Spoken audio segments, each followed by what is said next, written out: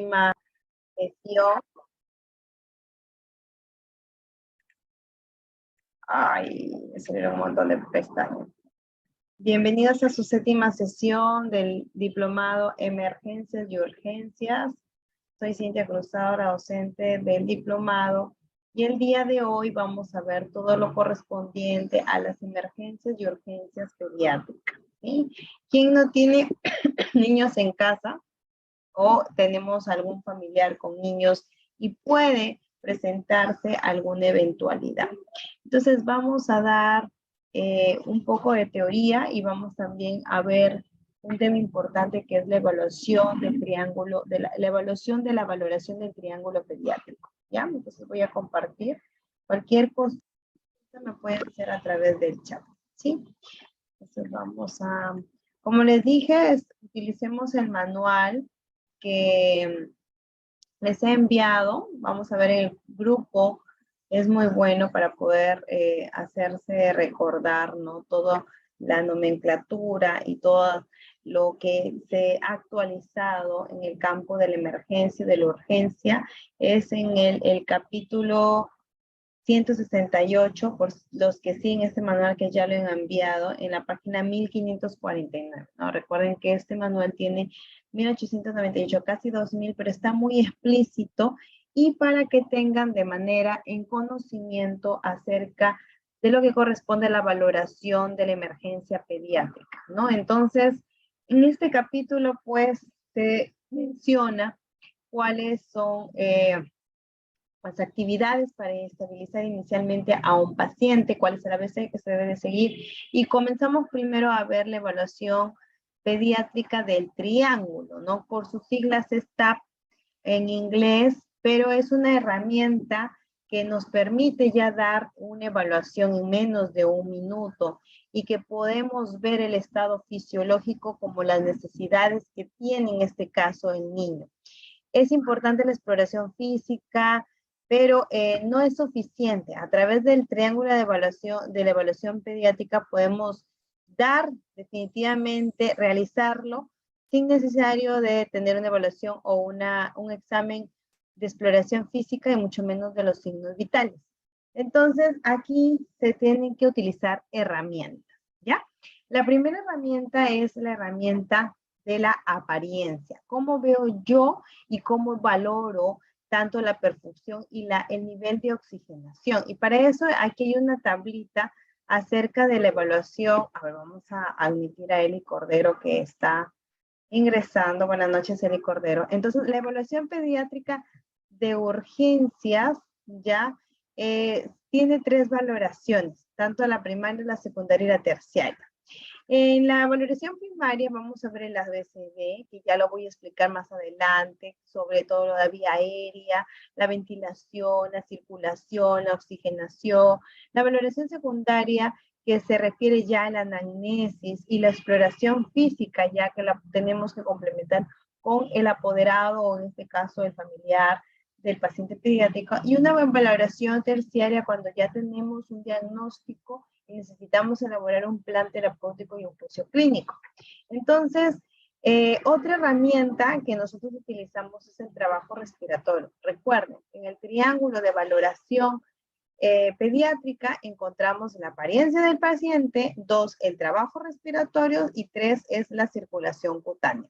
Cuando se habla del trabajo respiratorio, pues es ver la cantidad de respiraciones, ¿no?, que tiene, y para eso vamos a elaborar una pequeña tabla que está ahí, y la circulación cutánea, evaluando, ¿no?, los signos vitales, la función cardíaca, la función del corazón y la perfusión que debería de tener.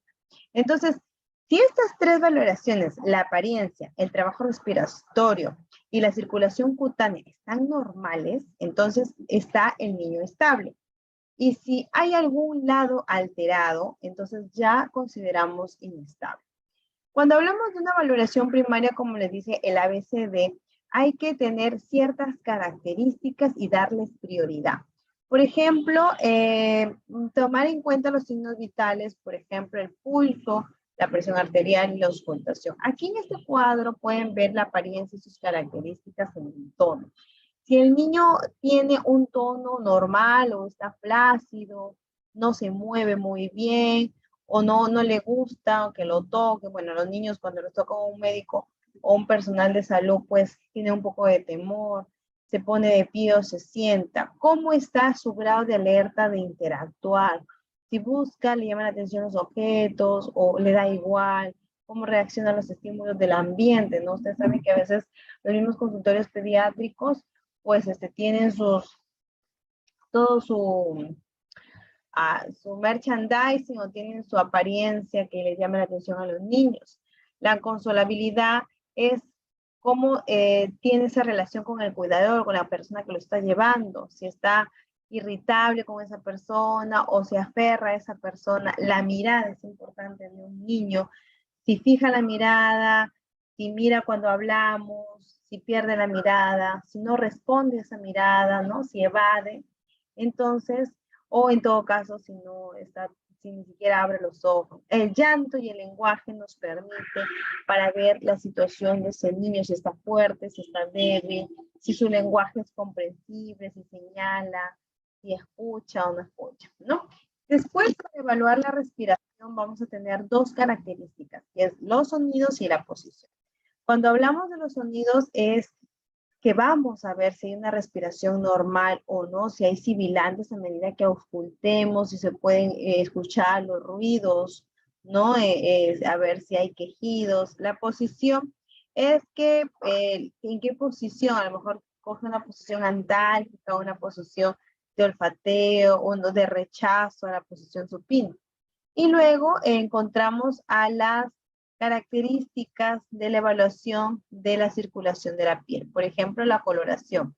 Si el niño está pálido, cianótico, si está con lesiones purpúricas, ¿no? Si está o está normal. Bien, en cuanto a las tres herramientas que se utilizan en el triángulo, encontramos la apariencia, ¿no? El trabajo respiratorio y la circulación cutánea. Si todas tienen normal, entonces el niño está estable. Si la apariencia está dificultosa, vamos a encontrar que existe un problema a nivel del sistema nervioso central.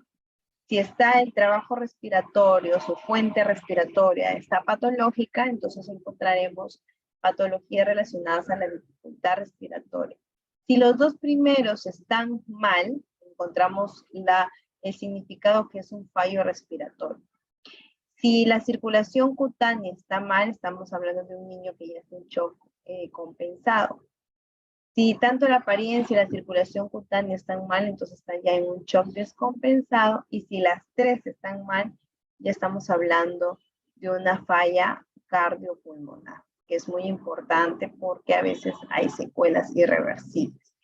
Cuando se habla de una valoración primaria, y que estábamos mencionando el ABC, ¿no? Entonces, vamos a hablar, por ejemplo, en la estabilización cervical, ¿no? Cómo están las vías aéreas si son estables, ¿no? La colocación, las maniobras de apertura, si hay necesidad de aspiración, la valoración del manejo para los instrumentos en la vía aérea. El B, que significa la ventilación, ¿no? Por ejemplo, ya vamos a ver los parámetros de la respiración y si esto se dificulta, se ausculta, vamos a admitir a Alicia Alizaga. El C, bueno, en ventilación también se valora la punción torácica, neumotórax. Y a nivel de circulatorio, pues se encuentra la frecuencia cardíaca, la presión arterial, la monitorización, el electrocardiograma, el pulso, el ritmo capilar. Y ya en D neurológico encontramos la escala ACU, que es la valoración rápida del nivel de conciencia y la respuesta a estímulos. Y también encontramos la escala de Glasgow, ¿no? La escala de coma de Glasgow, la que mencionamos en la clase pasada, para ver el tema de relación de procesos traumáticos, ¿no? De traumatismos a nivel de cráneo, y también vemos patologías a nivel pupilar, a nivel de los ojos, de la actividad motora que puede desempeñar ese niño, y también ver patologías en cuanto al sistema nervioso central, como por ejemplo las convulsiones, ¿no? La hipertensión craneal, valorar y tratar el dolor. Ojo que después vamos a valorar cuáles son las patologías más comunes de acuerdo a la edad pediátrica. Pero es importante tener el ABC de estas herramientas, ¿no? Que la utilizamos en el triángulo pediátrico. Y la E, pues, es la exposición, ¿no? Como por ejemplo, el del vestir a paciente para ver su normotermia, la temperatura, los signos y volver a cubrir al paciente. Entonces, antes de ir ya a una valoración secundaria, vamos a proyectarnos con un video referente al triángulo de la valoración pediátrica. Este video, bueno, lo estaba buscando, lo ha elaborado el doctor Thompson, ¿no? Es un video académico, ¿ya? Entonces voy a quitar mi audio para que no se acople y voy a quitar, a ver, ¿dónde está? Ya, para poder proyectar, ¿ya? Por favor, me confirman si se escucha al principio del video, ¿ya? Gracias.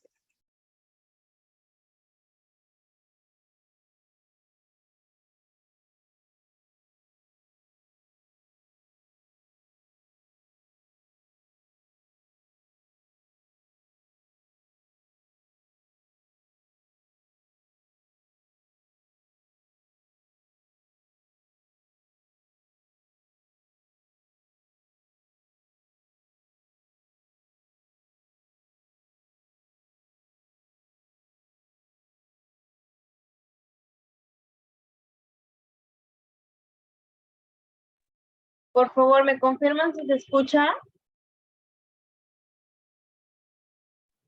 No se Hola. escucha. No se escucha, doctora. Problema de aparición súbita o cuando los padres Ahora consideran que sí. necesita atención urgente, Gracias. lo primero que debe de hacer el médico será distinguir a los que verdaderamente se encuentran en riesgo vital. Y esto lo debe de hacer en un periodo muy corto de tiempo. Una herramienta que ha demostrado su utilidad para distinguir a los niños que ameritan una intervención inmediata de aquellos que no lo necesitan y que además puede ser utilizada tanto en el hospital como en el consultorio es el triángulo de evaluación pediátrica, conocido como PAD por sus siglas en inglés. Es conocido que los pasos a seguir en la atención urgente de un niño inician con la impresión general de la gravedad, y esta se puede obtener en forma subjetiva mediante la experiencia del médico, lo que tiende a llamarse el ojo clínico, o en forma más objetiva mediante alguna de las tres herramientas más utilizadas en los servicios de urgencias: el triángulo de evaluación pediátrica, el sistema de alerta temprana y el Save a Child. Una vez obtenida la impresión general del estado del paciente, el siguiente paso es el manejo inicial, donde en caso necesario se administraría la secuencia ABC de la readmisión primaria, y en caso necesario se realizarán los pasos D y E si el paciente presentó algún tipo de traumatismo, sobre todo craneoencefálico, y en el paso A además se deberá realizar el control de la columna cervical, y si existe sangrado de algún tipo deberá atenderse en el paso C de la secuencia. En este cuadro se presenta la secuencia de reanimación en el niño. En esta figura se presenta la técnica de inmovilización de la columna cervical mediante la instalación de un collarín.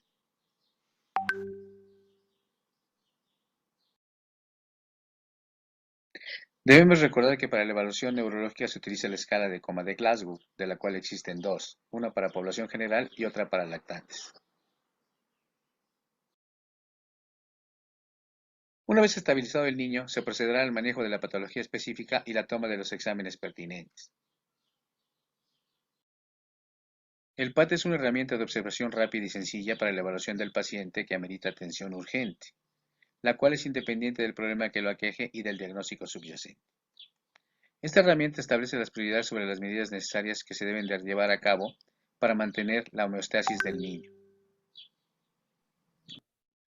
Hay que aclarar que el triángulo de evaluación pediátrica no es una herramienta para elaborar diagnósticos y sus características principales se notan en este cuadro y en el siguiente. En este cuadro destaca el hecho de que no se requiere ningún equipo, ya que se utilizan solamente pistas visuales y auditivas y se puede realizar en 30 a 60 segundos. El triángulo de la evaluación pediátrica consta de tres lados: la apariencia, la respiración y la circulación. Aunque consta de tres lados, el más importante es el de la apariencia, ya que es un indicador de la oxigenación y perfusión cerebral del niño, y cuando se encuentra alterada es un signo primario de disfunción del sistema nervioso central. Ahora revisaremos cada uno de los lados del triángulo. La apariencia es el primer lado que se debe de valorar. Consta de 5 indicadores que se presentan en este y en los dos cuadros siguientes.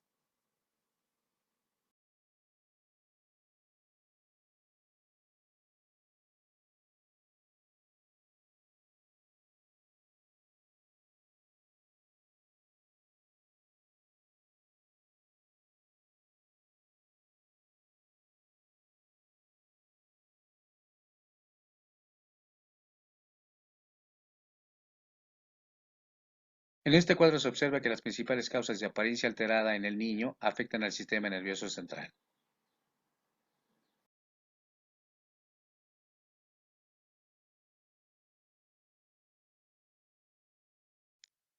El siguiente lado a evaluar es el de la respiración, en donde se buscará la presencia de ruidos patológicos audibles sin ayuda de un estetoscopio,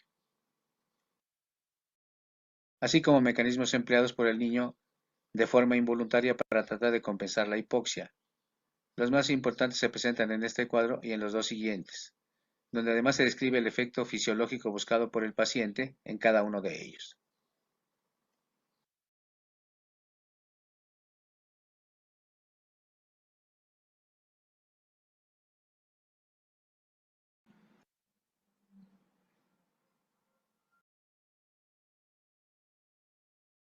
Finalmente, el lado restante evalúa la circulación, la cual se valora a nivel de la piel y nos sirve para conocer a simple vista la función cardíaca, así como la perfusión que reciben los órganos. Los datos que debemos buscar son los que se presentan en este cuadro y en el siguiente.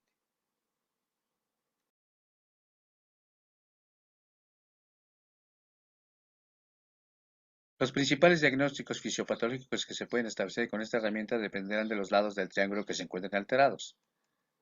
En este cuadro se presentan las combinaciones posibles, así como el estado fisiológico y la etiología probable de cada combinación.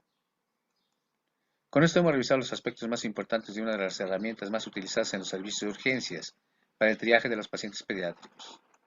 Te recuerdo que en la descripción del video encontrarás la bibliografía empleada, la cual si tienes interés puedes solicitar al correo electrónico anotado al final de las referencias. Si te gustó este video, suscríbete y regálame un me gusta.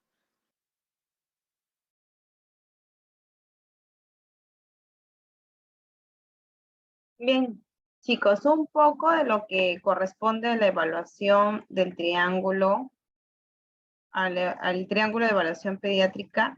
Y ahora vamos a ver ya, antes de comenzar con esto, ya. Vamos a hablar ya de la evaluación secundaria, ¿no? Es importante las herramientas que mencionaron, la apariencia, la respiración, ¿no? Y la circulación en un niño. Ahora, pero no podemos dejar de lado las consideraciones que se tienen en una valoración secundaria.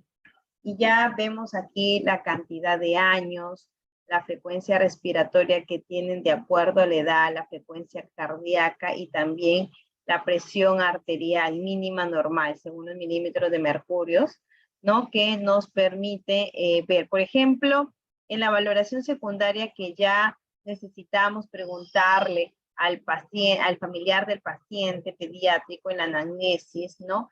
Estos datos que pueden aquí son relativos. Ahí he visto algunas variaciones. Esto lo ha sacado a nivel de la, tenemos de la Escuela Internacional Iberoamericana de Pediatría, que coincide con lo que se postuló en la Universidad en el Hospital Universitario de Toledo, ¿ya? Pero sí hay algunas variaciones de acuerdo con lo que nosotros vemos en nuestra norma técnica, ¿ya? No muchos. Y la anamnesis y la exploración física como herramientas en la valoración secundarias son importantes. Esto lo realiza el especialista, que es el pediatra, pero es importante también conocer, por ejemplo, la regla normotécnica de SAM, ¿no? O cuáles son los antecedentes que tiene este niño, cómo viene desarrollando, ¿no? Por ejemplo, un proceso convulsivo, ¿no? Si ha tenido un precedente, si es la primera vez que convulsiona, si tiene padres que convulsionan, ¿no? La exploración física para ver los signos y los síntomas, el tema, cómo se ha dado de acuerdo a su peso, su talla, la estimación de su altura, ¿no? Entonces, y luego la valoración terciaria. La valoración terciaria ya nos nos acomodamos o vemos en cuanto ya tenga un diagnóstico, una etiología del diagnóstico, un plan terapéutico, ¿no? Que ya lo realiza el mismo especialista. Sin embargo, es importante también conocer cuáles serían otros tipos de evaluación. Como por ejemplo tenemos la reevaluación en cuanto a la anamnesis, ¿no? La anamnesis forma parte tanto de la evaluación secundaria y también se incluye en la evaluación primaria. Pero existe un método de valoración en la anamnesis que es el método sample, ¿no? O sample, ¿no? En inglés es sample. La S o la S es de signos y síntomas que va a describir cuáles son las características y los detalles de cada uno de estos. Las alergias medicamentosas, ¿no? Porque todo profesional de salud antes de, tanto sea el personal de enfermería, por ejemplo, que coloca un medicamento, siempre pregunta si es alérgico o no, si hay una prueba de sensibilidad, ¿no? O el médico o cualquier profesional es importante que antes de dar un tratamiento se pregunte por el tema de alergias. Y también es el segundo parámetro en la valoración normotécnica SAM.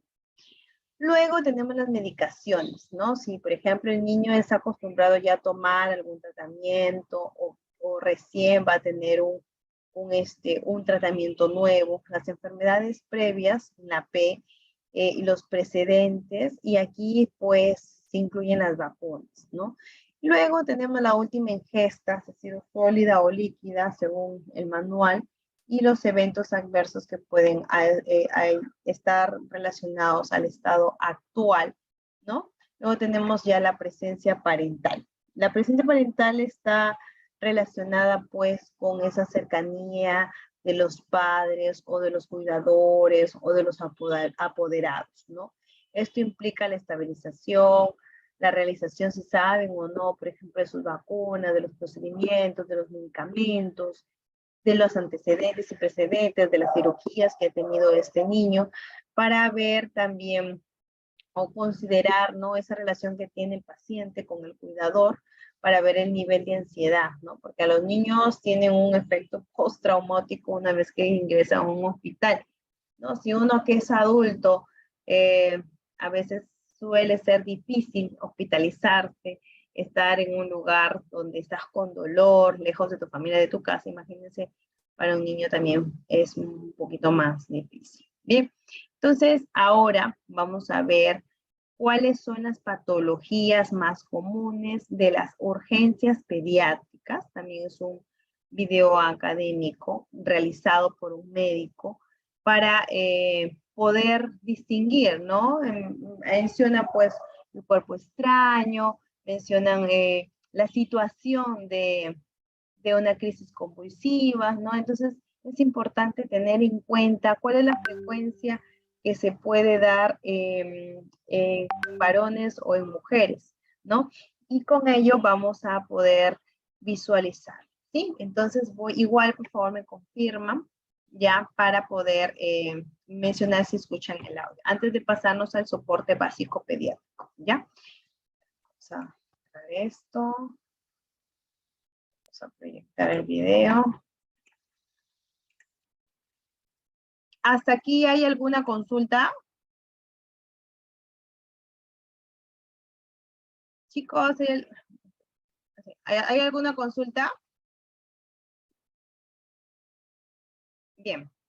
Mientras van escribiendo o preguntan después del video, después de este video voy a pasar a asistencia, ¿ya? Así que estén atentos, por favor.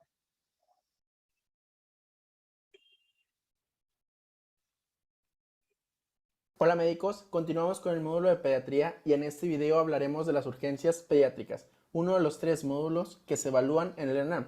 Los otros 2 módulos es infectología pediátrica y crecimiento y desarrollo. Gracias por el apoyo mostrado en los videos previos y te hago la invitación a formar parte de nuestro grupo de estudio del ENAM 2020. El link lo vas a poder encontrar en la descripción de este video. No olvides suscribirte al canal y si el video te ha gustado, darle me gusta y dejar algún comentario. Soy el Dr. Treviño y comenzamos.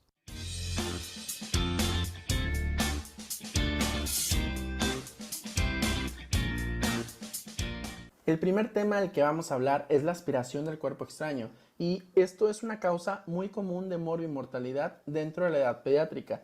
donde va a afectar principalmente a los niños de 2 a 5 años. El motivo de esto es porque los niños en esta edad tienden a tener muchísima actividad y muchísima curiosidad.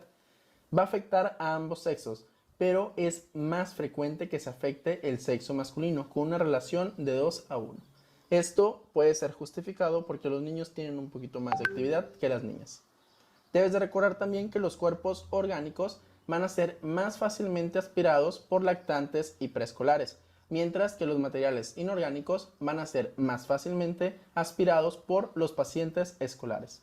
La localización más frecuente es en el bronquio principal derecho, hasta en un 34% de los casos. Y esto es algo que debes ya de saber porque es una de las preguntas más clásicas que existen de anatomía. Otros sitios de alojamiento va a ser el bronquio principal izquierdo en un 29%, seguido de la tráquea, la carina y los bronquios terminales. Estos últimos, aunque son en menor frecuencia su afectación, confieren mayor morbimortalidad si se encuentra el objeto alojado en estos sitios. Clínicamente, los pacientes van a cursar con una triada clásica, que es sibilancias, tos y disminución de los ruidos respiratorios. Y esto es uno de los motivos de confusión mayores, porque si recuerdas, la triada clínica de asma es casi idéntica, porque la triada clínica de asma va a tener tos, sibilancias y disnea. Así que mucho cuidado a la hora de estar haciendo diagnósticos diferenciales en tus casos clínicos. La presentación de este cuadro va a ser de forma súbita y en ocasiones el cuerpo extraño puede incluso enclavarse en la glotis y ocasionar muerte súbita. Normalmente, cuando el cuerpo extraño se encuentra en la laringe, va a ocasionar estridor, tos, disfonía y tiraje intercostal. Pero si el cuerpo extraño se aloja en la tráquea o en los bronquios, al principio, dentro de su recorrido, el cuadro puede llegar a mejorar. Pero a la larga vamos a ver datos de obstrucción de vías aéreas inferiores, como puede ser la presencia de sibilancias, la ausencia de murmullo vesicular en alguna zona o la presencia de tiraje intercostal. La aspiración de cuerpo extraño siempre debes considerarla como una urgencia, debido a que va a poner en riesgo de la vida del paciente. Y el aspecto clave dentro de su diagnóstico va a ser la historia clínica y la anamnesis que le hagas a los familiares. ¿Por qué? Porque ellos te van a decir que el paciente lo vieron jugando con unas moneditas, que el paciente lo vieron jugando con unas canicas, que tenían unos nuevos juguetes, que se les salió una ficha del Monopoly o del Turista, cosas así. Y eso es lo que te va a indicar que muy probablemente la etiología sea la aspiración de cuerpo extraño. Ya después de haber hecho nuestra buena anamnesis y nuestra buena clínica, ya podemos empezar a armar nuestro algoritmo. Y lo primero, si estos datos que nosotros le preguntamos a los familiares no nos concluyen de que sea una aspiración de cuerpo extraño, la guía de práctica clínica recomienda realizar una radiografía de tórax, porque vamos a buscar datos como hiperclaridad, atelectasia, opacidad en algún segmento pulmonar o la presencia de infiltración. Pero debes de tener algo en cuenta. Hasta el 12% de los pacientes no va a tener ningún dato de estos, o sea, su radiografía va a ser normal. ¿Qué significa esto? Que si nuestra radiografía no es compatible y nuestra anamnesis no es concluyente, a nuestro paciente no lo podemos egresar, porque puede que el paciente sí tenga un cuerpo extraño alojado, lo que significa que nosotros debemos realizar una vigilancia de 6 a 12 horas. Pero si nuestra radiografía es compatible con una baja sospecha, una historia clínica no concluyente, ya está indicado realizar una broncoscopía. Debes de saber que la broncoscopía rígida va a ser considerada el método de elección para realizar tanto el diagnóstico como el tratamiento. Algunas de las complicaciones que se pueden presentar por la broncoscopía es la presencia de broncoespasmo, laringoespasmo, atelectasias, infecciones, etc. Pero la más frecuente de todas ellas puede ser el edema laringio, aunque la mortalidad al realizar este procedimiento es menor del 1%. Pasamos al otro extremo de nuestro algoritmo. Si tenemos una anamnesis y una clínica que sí es concluyente con aspiración de cuerpo extraño, inmediatamente vamos a pasar a hacer la broncoscopía. Si al momento de hacer la broncoscopía no encontramos el cuerpo extraño, Nosotros lo que debemos de hacer es nuevamente vigilancia y tratamiento específico para las complicaciones que pueda llegar a tener nuestro paciente. Pero si al momento de hacer la broncoscopía identificamos el cuerpo extraño, pues hay que retirarlo. Y hay que valorar que si el paciente no mejora o si el paciente está mejorando pero presenta nuevamente un empeoramiento dentro de su estado de salud, puede significar que tengamos otro cuerpo extraño alojado en vías aéreas un poco más pequeñas, a donde el broncoscopio no pudo haberse dirigido. Después de esto, si nuestro paciente ya se siente mejor, pues se hace el egreso. También debes de recordar algunas de las complicaciones de la aspiración del cuerpo extraño, en las que se pueden encontrar la estenosis bronquial, la presencia de infecciones recurrentes o de absceso pulmonar o bronquiectasias, principalmente cuando hay cuerpos extraños o fragmentos del cuerpo extraño que se alojaron en vías aéreas más pequeñitas. Y además, algo que también debemos de recordar es que este periodo de hipoxia nos puede dar alteraciones sistémicas como el daño cerebral, la presencia de convulsiones y además puede llegar a causar la muerte. Seguimos con la vía respiratoria y ahora vamos a pasar al tema de asma y de crisis asmática. Este tema lo vamos a revisar todo bien así, bien padre, en el módulo de neumo. Así que ahorita solo vamos a ver sus aspectos generales y el tratamiento propio de la crisis aguda o de la crisis asmática. El asma pues va a ser una enfermedad crónica y va a ser la más frecuente en la infancia y la adolescencia. Tiene una prevalencia del 8 al 20% y la vamos a definir como la inflamación de las vías aéreas inferiores en las que van a participar tanto mediadores celulares como mediadores químicos. Y además va a haber una reversibilidad después de haber administrado un broncodilatador. Los factores de riesgo que siempre debes de buscar es presencia de atopia en el paciente o en algún familiar y en el humo de tabaco. ¿Te acuerdas que te decía que tienes que buscar la manera de hacer un diagnóstico diferencial con aspiración de cuerpo extraño? Pues casi siempre que venga un caso de asma te van a decir la presencia de atopia, ya sea de algún familiar o del mismo paciente. Y eso lo debes de buscar de forma intencionada. El diagnóstico de asma lo vamos a realizar con su triada clínica, que es tos, sibilancias y disnea o dificultad respiratoria. El diagnóstico va a ser clínico, pero tú puedes pedir estudios adicionales como una radiografía si el paciente presenta complicaciones o si estás buscando unos diagnósticos diferenciales, como es el caso de aspiración de cuerpo extraño. El diagnóstico en menores de 5 años lo vamos a realizar en base a los síntomas de la triada que ya comentamos. Y además podemos complementar nuestro estudio diagnóstico con estudios de expiración, como puede ser la flujometría, en la cual vamos a ver aquí más que nada el control de nuestra enfermedad. Mientras que la espirometría sí nos va a apoyar para poder hacer el diagnóstico, pero la ausencia de una espirometría positiva no nos permite descartar el diagnóstico de asma. Cuando consideramos una espirometría positiva, cuando hablamos de que existe reversibilidad, en el caso de que la FEV1 o la FEVC tenga un aumento de más del 12% o más de 200 mililitros del basal después de haber dado una inhalación o haber dado un broncodilatador como el salbutamol. Si aún no entiendes este tema, te sugiero que lo leas un poquito, porque es algo que es importante, si no, no me vas a entender nada de lo que te voy a decir más adelante. Ahora sí, vamos a pasar a la urgencia. Va a llegar nuestro paciente con una crisis asmática y esto lo he modificado de como viene en la guía de práctica clínica porque pues ya saben, las guías les encanta no poner nada fácil en cuanto a sus algoritmos, en cuanto a todo. Entonces yo he hecho un propio algoritmo. Lo primero que te vas a preguntar, esto es enfocado al ENARM, ¿sí? No creas que es algo enfocado a tu práctica diaria, porque en tu práctica diaria debes de seguir los lineamientos que nos dan aquí en México. Pero para el ENARM te va a ser de utilidad esto. Va a llegar tu paciente y tú primero te tienes que hacer 3 preguntas. ¿Tiene una alteración en el estado de conciencia en los que se incluyen la confusión o la somnolencia?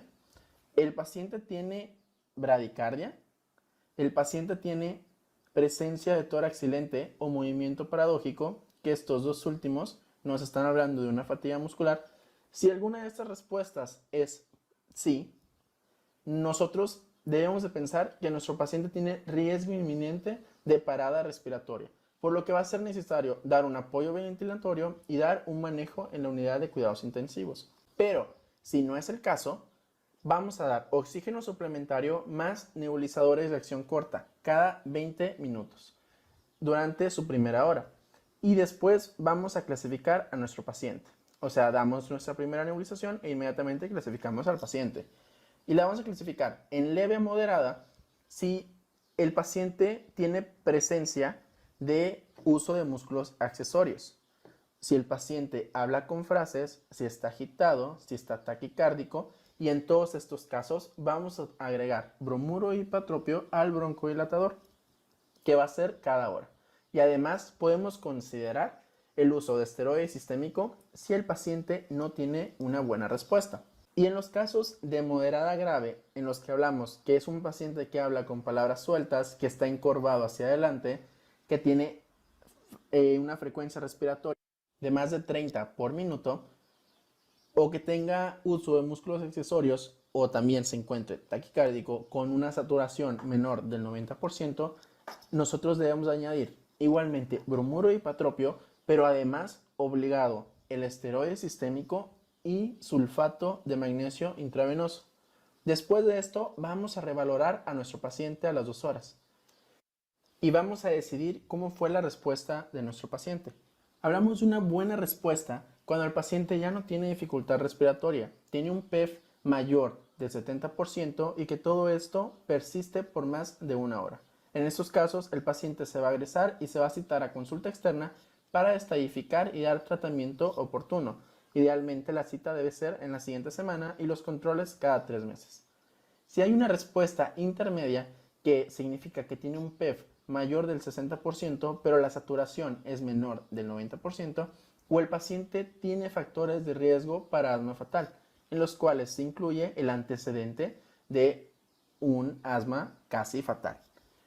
Se va a ingresar el paciente a urgencias y además se le va a dar el manejo que ya comentamos y va a estar hospitalizado, más bien va a estar en urgencias de 6 a 12 horas. Y en pacientes que tengan mala respuesta después de estas 12 horas del ingreso o pacientes que inicialmente ya tenían una mala respuesta, y hablamos de pacientes con un PEF menor del 50% y una saturación menor del 90%, o pacientes con datos clínicos de parada respiratoria inminente en cualquier momento de su manejo, vamos a considerar el uso de salbutamol intravenoso, aminofilina e intubación traqueal en caso de que sea necesario.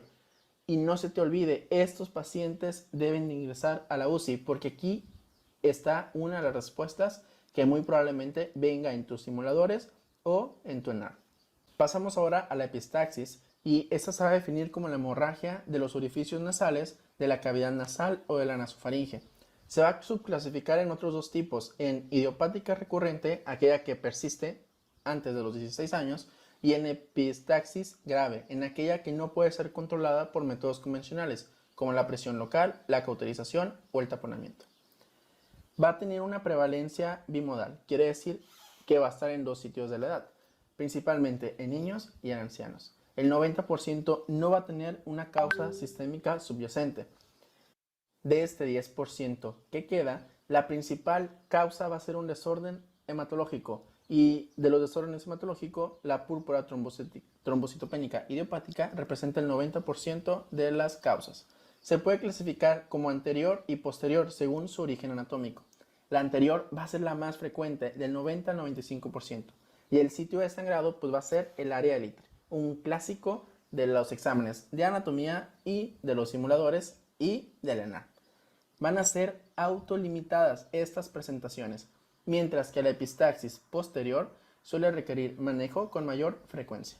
El diagnóstico es clínico y los estudios complementarios se harán en base de la sospecha que tengamos. Por ejemplo, si pensamos que es un trastorno hematológico, pues pedimos una BH, tiempos de coagulación y lo demás que quieras pedir.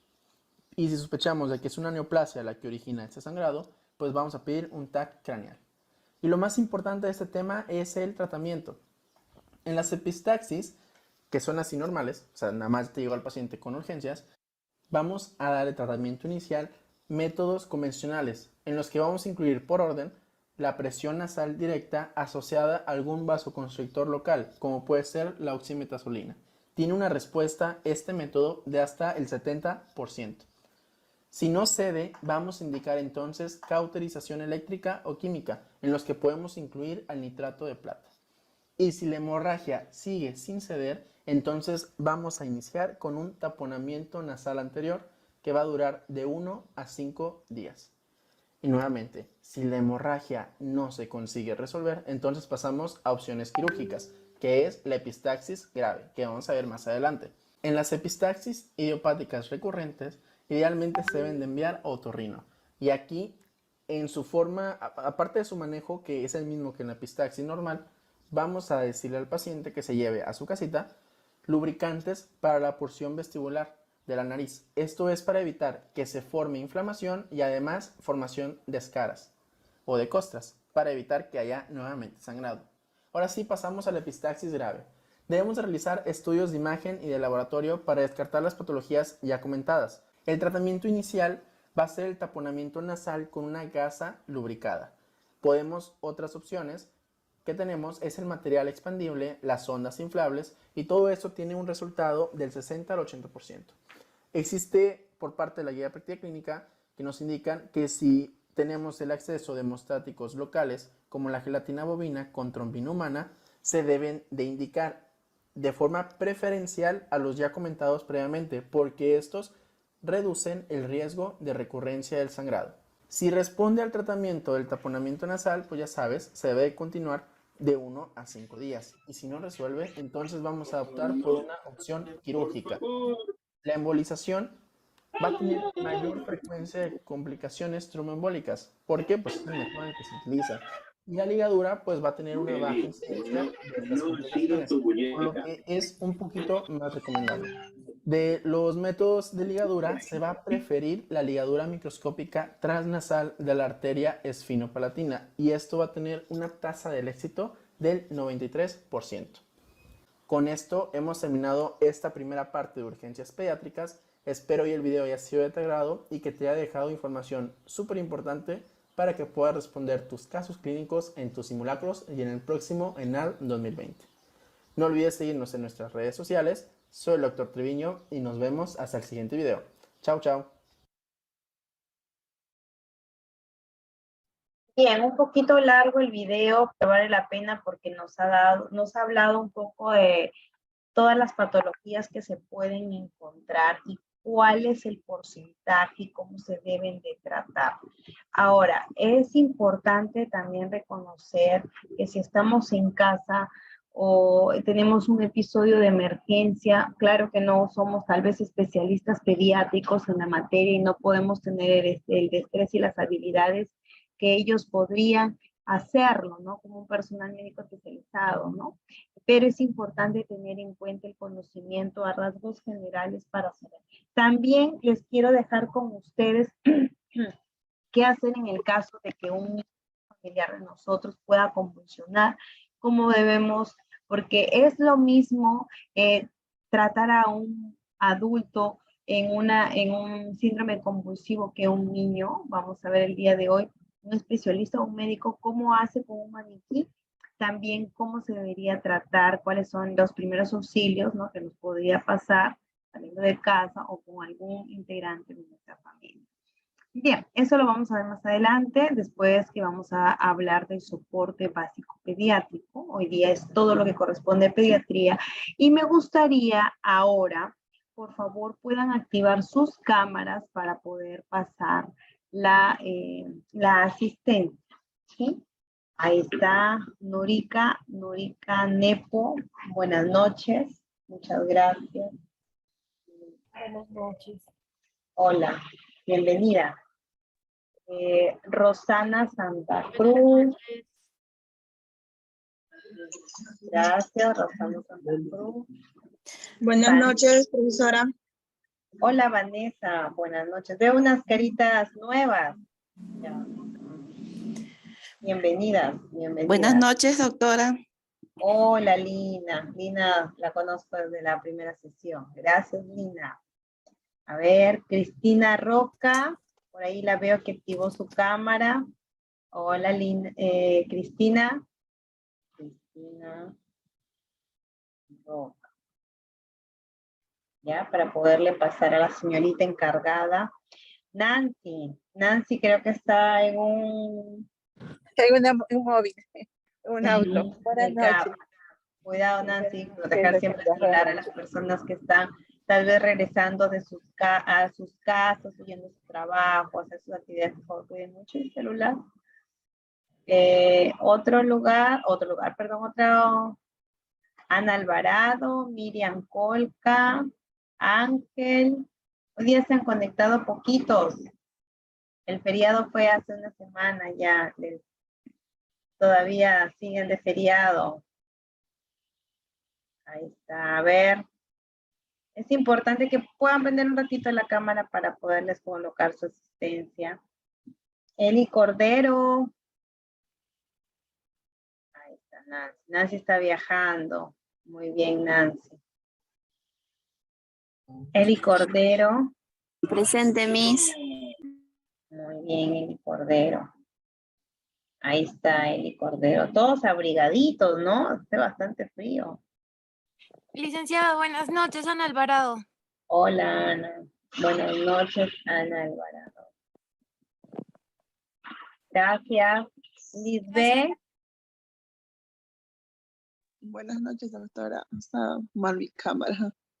No se preocupe, lo importante es que está atenta. Nomás, no solo estén atentos para la asistencia, chicas y chicos, sino también para la clase, que tienen que aprender, aparte que les van a dar su certificado, se les pasa sus videos, y las clases también están siendo grabadas, ¿no? Eso es ahora la facilidad de estudiar de forma virtual, ¿no?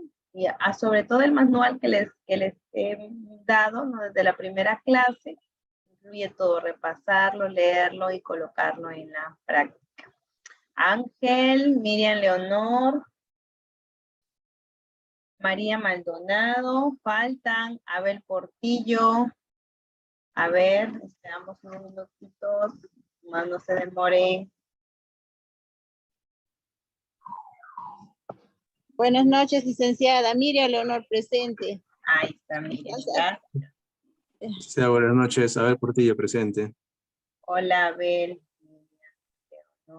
Gracias, Abel.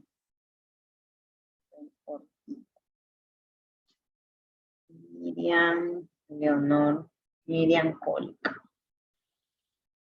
Ya, bien. ¿Quién falta? ¿Quién no he mencionado?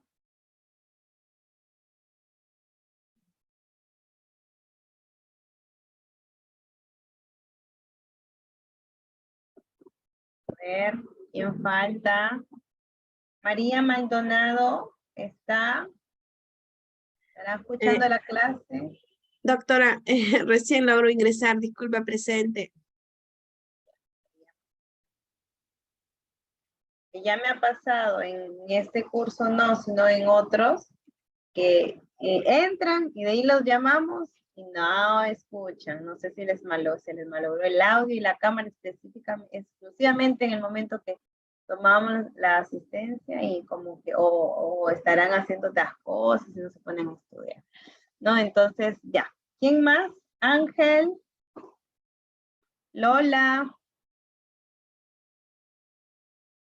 Lola, Ángel. ¿No es? Aló, buenas noches, doctora.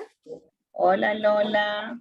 Sí, es que mi celular está que se corta, cada rato tengo que estar cambiando de celular. Perdón. Ya. Eso también, no hay problema. Sí, es entendible. ¿Y Ángel? Ángel, porque es Abel el que me respondió. Buenas noches. Hola, Ángel. Le saluda Ángel. Estoy escuchando la primera clase. Bueno, le agradezco. Muchas gracias. Ok, Ángel. Muy bien. Ya me cercioré que estás escuchando. Ya te llamé y ya me respondiste. Muchas gracias, chicos. Bien. Entonces, vamos ahora a hablar sobre un tema importante, como es el compendio de emergencias y urgencias. Es muy amplio y a veces en un diplomado no tratamos de colocar lo más importante, lo más frecuente de las emergencias, ¿no? Y pues si se dan cuenta, nos faltaría, ¿no? Ese manual está muy explícito, tiene 1898 páginas y es muy bueno, ¿no? Entonces, llevan parte de la parte básica, pero ahí está, pues, ¿no? Lo que también corresponde a saber todo, de acuerdo a las patologías de los grupos etarios y por sistemas, ¿no? Ahora vamos a hablar, continuamos. Bien, entonces seguimos en pediatría. Pediatría es uno de los campos más amplios, ¿no? De la medicina, de la especialidad de la especialidad médica. Bien, ahora vamos a hablar sobre el soporte vital en pediatría, ¿ya? Primero vamos a considerar, miren, por ejemplo, para hacer este capítulo, el 169, todos ellos son médicos, ¿no? Médicos especialistas que han elaborado y actualizado. Lo bueno de este manual, como les mencionaba, es que lo han elaborado, bueno, no lo han elaborado hace tiempo, pero lo han publicado a fines del 2020. Entonces estamos con lo más reciente de estas actualizaciones que la Universidad de Toledo, no, el Hospital Universitario de Toledo con la Universidad de Toledo, pues son uno de los boom, se podrían decir, a nivel mundial en la medicina, ¿no? A nivel de Latinoamérica, ¿no? También es importante que respaldan, ¿no?, las facultades. Bien, en cuanto al soporte básico pediátrico, vamos a ver a qué le llaman PCR, ¿no? Que es a la parada cardiorrespiratoria, ¿no? Entonces, lo que se actualizan como una interrupción brusca, ¿no?, potencial en cuanto a la ventilación y a la circulación. Esto es el más valorado en la secundaria y, bueno, pues va a relacionarse con las incapacidades del organismo. Directamente a patologías respiratorias y si tienen un PCR alto, pues entonces van a tener problemas e incluso podrían llegar a ser irreversibles en los niños. Vamos un poco a hablar de la etiología y del pronóstico, ¿ya? Bien, así como hemos visto en el video, que duró 18 y 38 minutos, acerca de las patologías relacionadas con la edad, acá vamos a hablar en cuanto a la etiología. Se dice que en el periodo neonatal, es decir, en menos del primer mes de vida, las patologías más frecuentes son las anomalías congénitas, ¿no? Y también las situaciones de muerte súbita, ¿no? Entonces, en el primer año de vida encontramos también cuáles son las más frecuentes, el síndrome de muerte súbita y las anomalías también congénitas. Y en la edad preescolar encontramos a los transmautismos igual que en la edad escolar. Entre la edad de los 15 a 24 años también se consideran, ¿no?, cuáles son las situaciones que pueden aumentar la morbimortalidad en los pacientes pediátricos. Los signos de alarma que vamos a considerar es primero la área de ventilación, ¿no? Área y ventilación, ¿no? Siempre cuando observamos, si se han podido dar cuenta a lo largo del diplomado de este curso de especialización, focalizamos, ¿no?, la situación y hacemos el A, B, C, D, E, ¿no? Considerando la vía aérea permeable y la ventilación. Entonces, ¿qué podemos evaluar, ¿no? ¿Cuáles son los determinantes de riesgo, por decirlo, los factores, los signos que podemos evaluar? Como por ejemplo, tenemos una taquimia externa, bradimia o una respiración dificultosa a través de ruidos, a través de quejidos. En la circulación podemos ver cómo circula hacia nuestra sangre, hacia nuestros tejidos, y podemos ver la capacidad del oxígeno de responder. Entonces la cianosis es una patología que muestra la poca muestra de oxígeno, ¿no? Está cianótico, se está poniendo moradito, como se dice coloquialmente. Entonces, no llega el oxígeno suficiente a los a la sangre. Otra de las patologías que también encontramos aquí es la taquicardia, la bradicardia y la disminución de la presión arterial. Con el signo de D tenemos a la disfunción neurológica. Es decir, a que no existe una respuesta verbal ni a una respuesta como por ejemplo, hipotonía o convulsiva. Y a la E, a la exposición y el entorno. Por ejemplo, las fiebres, las petequias, las quemaduras, ¿no? Entonces, ¿cuál es el RCP básico? ¿Cuál es el soporte vital básico? ¿No? Para ello vamos a encontrar consideraciones.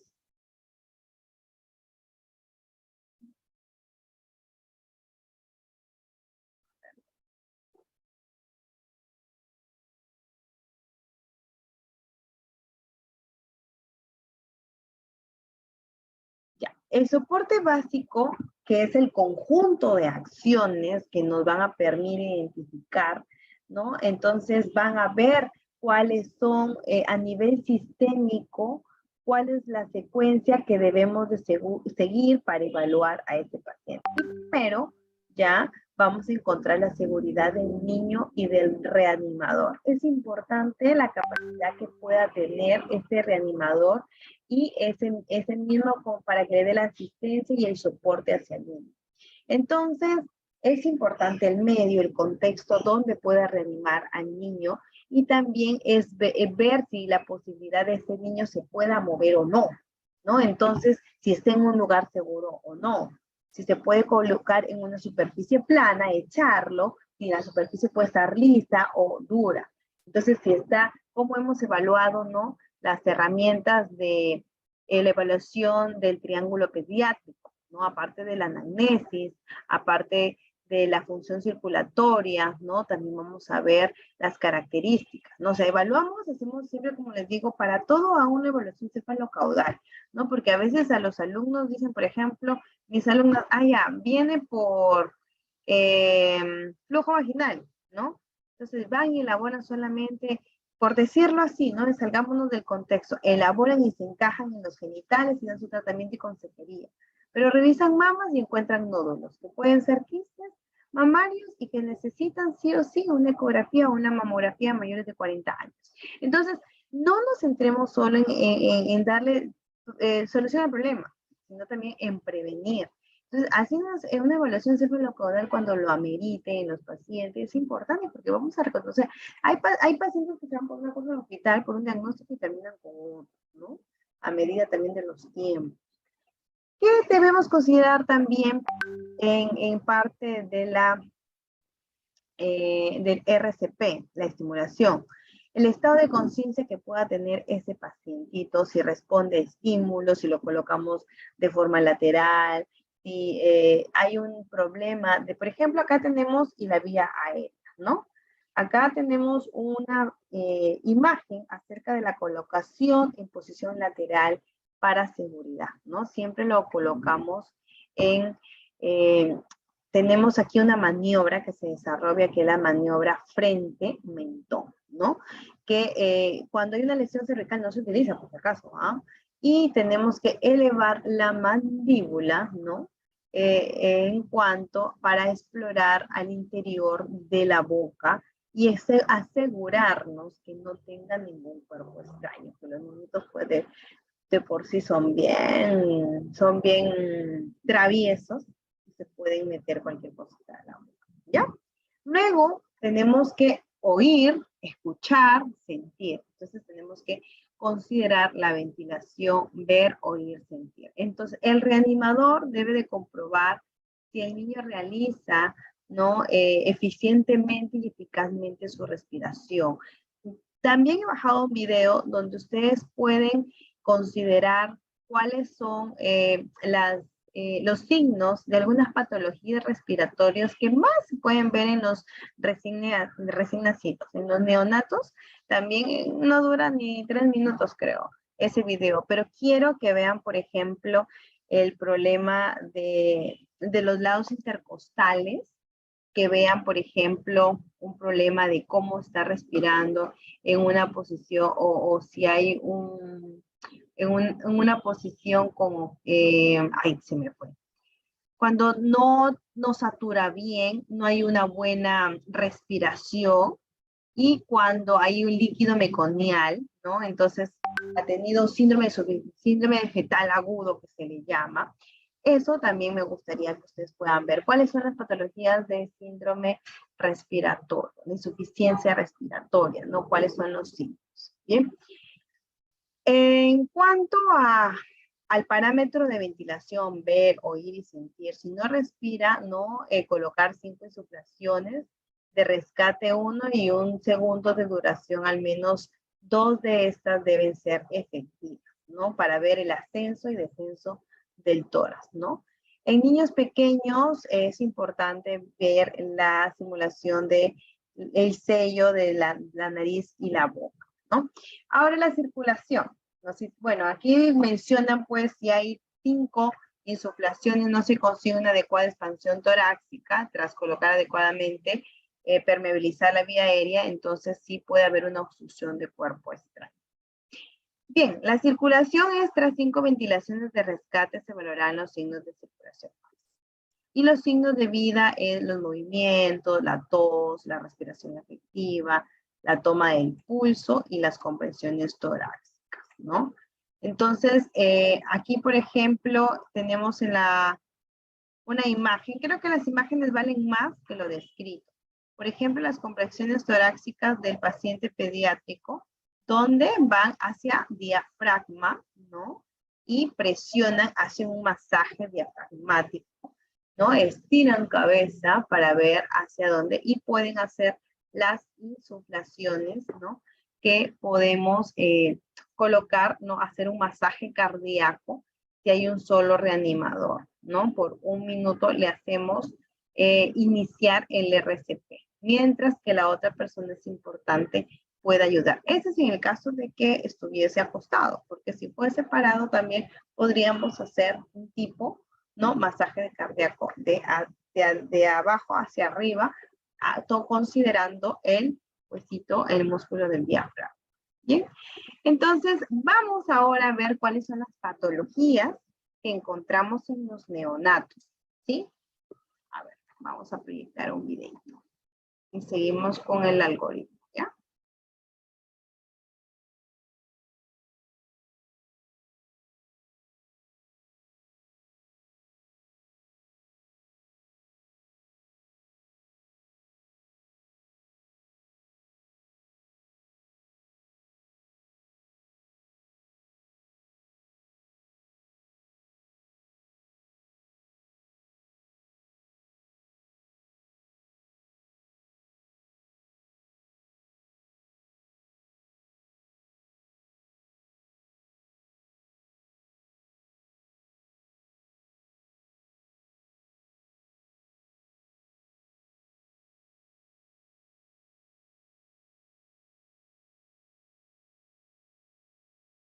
¿Escuchan el video, chicos?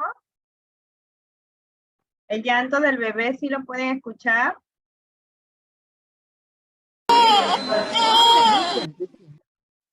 ¿Se escucha? Por momentos.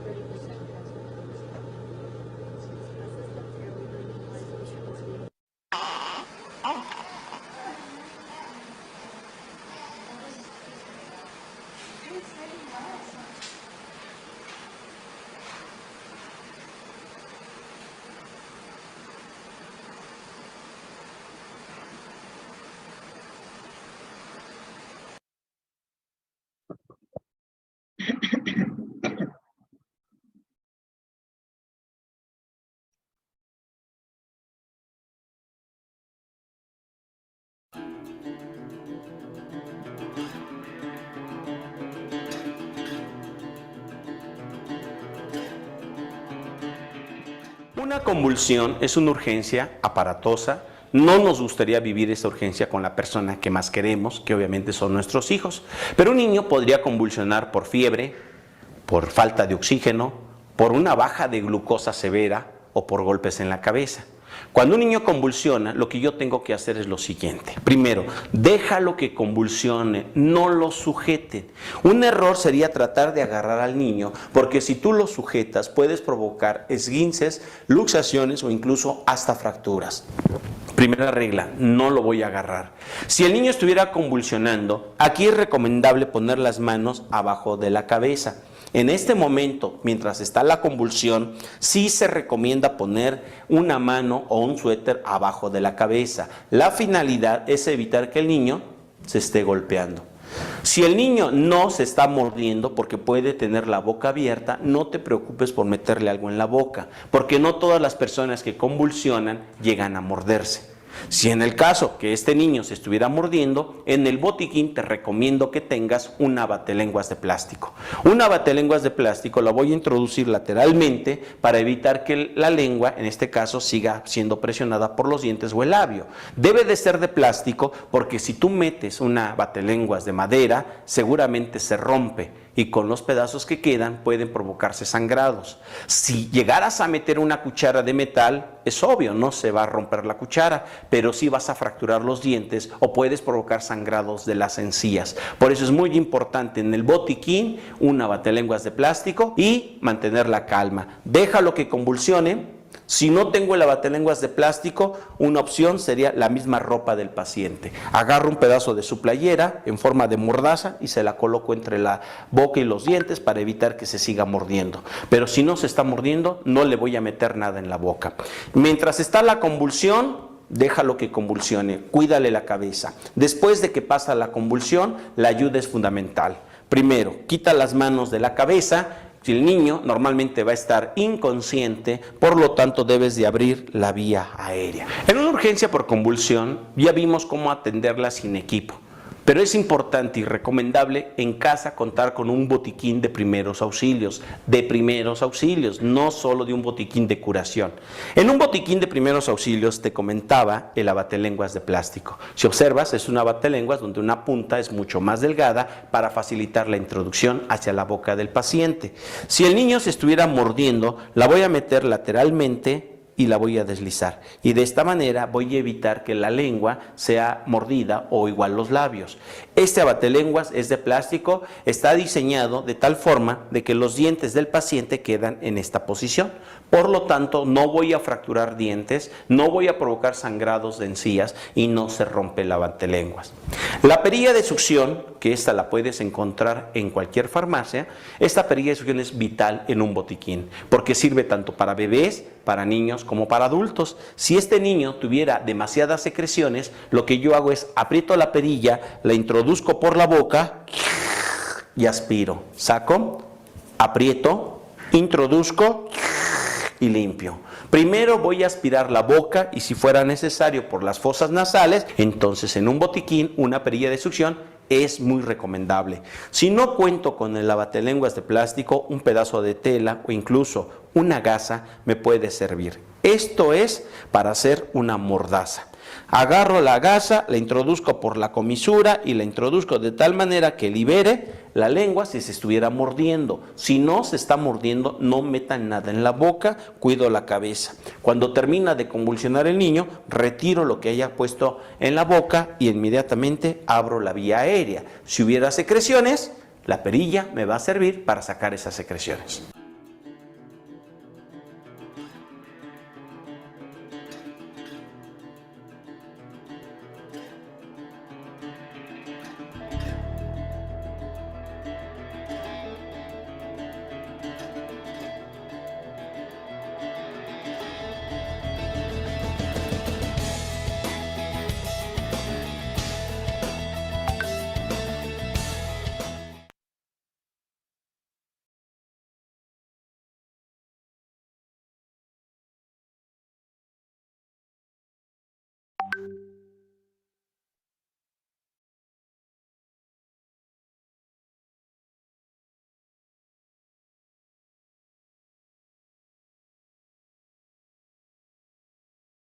Bien, chicos. Entonces, ya hemos visto el soporte básico pediátrico y también hemos visto lo correspondiente a la mayoría de urgencias pediátricas y cómo podemos avanzar. El tema es muy amplio, pero hemos resumido lo más importante, ¿ya? Ahora vamos a hacer una retroalimentación. Esto es importante porque ustedes, para que puedan tener una nota final, recuerden que es la asistencia a las clases, el desarrollo de los cuestionarios, la puntualidad, la participación. Entonces, me gustaría saber, ya vamos 7 sesiones, si han aprendido o no. Y vamos a hacer los cuestionarios que he mandado. Vamos a pedir intervención a cada uno de ustedes para ver cómo han aprendido, ¿no? Porque hay que avanzar, pero también hay que saber y medir el conocimiento de cada uno de ustedes, ¿ya? Entonces, ya he mandado unos cuestionarios. Hay unos que van a... Estamos al día en los cuestionarios, ¿ya? Pero yo quisiera saber cómo responden. En cada sesión se está mandando 5 preguntas, ¿no? Entonces, a ver, vamos a...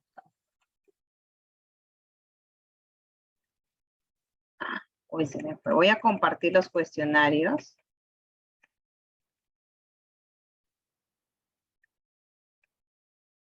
Ya. Bien. Las personas que van a participar, por favor, pueden activar su audio y yo quisiera saber para poder ver si en algún... Ya, sí. Hay chicos que no han estado presentes en todas las clases. Entonces, esta es la oportunidad, ¿no? El CIEC da la oportunidad de poder participar y medir sus conocimientos con la finalidad de poder incrementarles el puntaje, ¿no? Sale su certificación también con su nota y es importante que tengan una buena nota, porque el diplomado, tanto la certificación es lo que presentamos, no es nuestra carta, nuestro CV, nos va a servir para buscar en algún momento trabajo. Así que vamos a recordar, en la sesión 1 hemos visto la historia, la historia acerca de las emergencias y las urgencias, ¿no? Y vamos a realizar una pregunta, ¿no? Entonces, acá tenemos, por ejemplo, no puedo bajar un poquito porque ya está la respuesta, ¿ya? En la Edad Media existían líderes responsables de la salud, ¿no? Yo lo mencioné con las diapositivas, hicimos ver un video. ¿Quiénes eran? El guerrero, el religioso, el enfermero, el religioso, el combatiente y el doctor, el guerrero, el médico y el sacerdote, o el emergencista, el enfermero y el combatiente. A ver, ¿quién puede responder en el chat? Miren la pregunta, solamente son 5 preguntas por sesiones. Vamos a hacer esta retroalimentación, ¿ya? A ver quién responde primero al chat para que se lleve su punto. Ya, en la Edad Media existía, o pueden activar su audio, ¿ah? Aquí vamos a participar todos, ¿ya? En la Edad Media existían líderes responsables de la salud.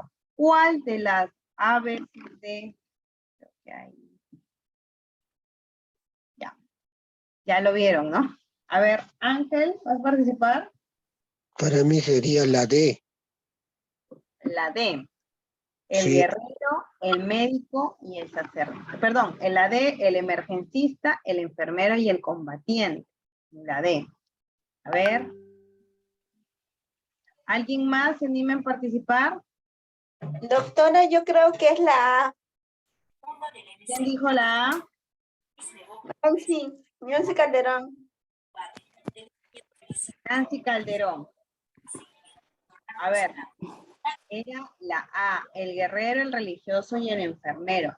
Porque en la Edad Media no había todavía el emergencista. El emergencista surge a partir de los años 2000. ¿Recuerdan? ¿No? Y no había el enfermero, sino era el religioso. El enfermero sí existía en la Edad Media. El combatiente también existía. pero el emergencista no. Entonces la respuesta es la A. Punto para, vamos a ver acá, puntajes ganados. Gracias, Abel, por participar. Puede ser que en la próxima pregunta también Nancy Calderón, ¿verdad? ¿Verdad? Un puntito. Ya, bien. Sí, Sigamos. doctora. Gracias, muy bien. ¿Cuál es la línea? ¿Cuál es la línea del SAMU? 117, 106 mil. Yurica. El 106. Ah, sí se acuerda. Muy bien.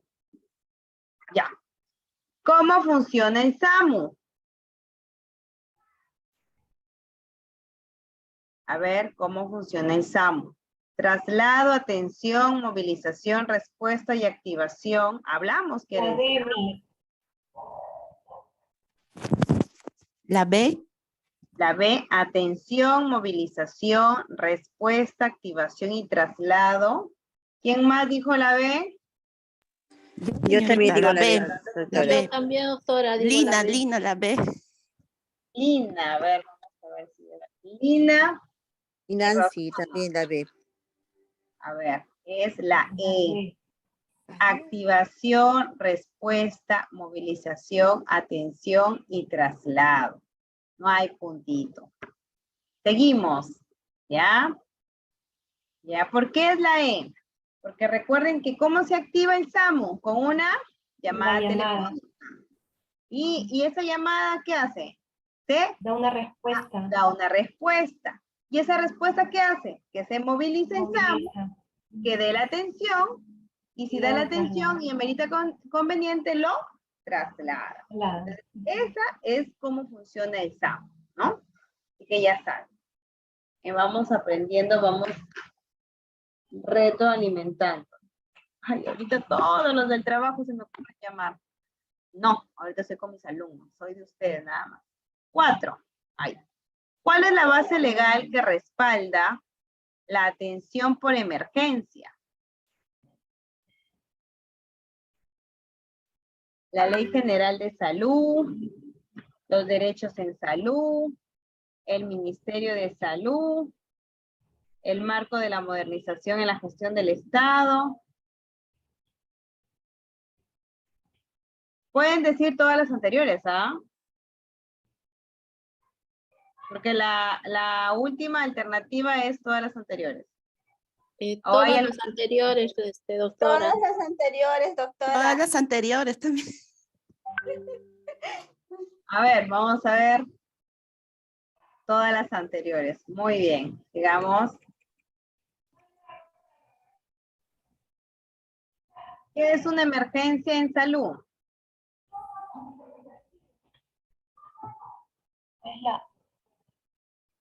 Es la A, doctora. La A, doctora. La A. Situación crítica de peligro evidente. La C sería, porque si esa atención, bueno, si esa situación no recibe una atención, si es una emergencia, está en... ¿Cuál sería? ¿La A, la B o las dos? La C, señorita. La C, sí, la C. La C. La C. Ahí la B. La respuesta sería C. Aquel caso que la falta de asistencia conduciría a la muerte en minutos, una emergencia, ¿no? Una hemorragia, una situación en peligro evidente para la vida. Entonces sería la C. Sí, la C, Sí, señorita. señorita, la C. Mira, aquí también tenemos 5 más, 2 más, perdón, ¿ah?